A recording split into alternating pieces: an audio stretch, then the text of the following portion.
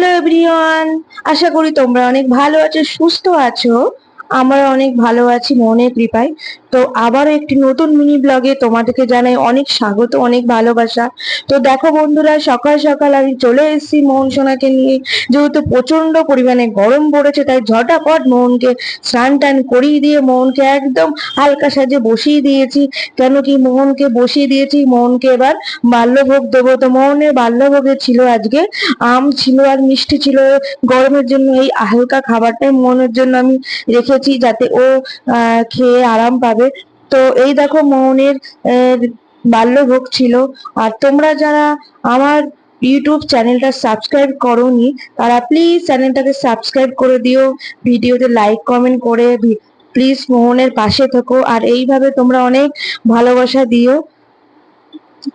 আবারও এইভাবে তোমরা সাথে থেকো। রাধে রাধে।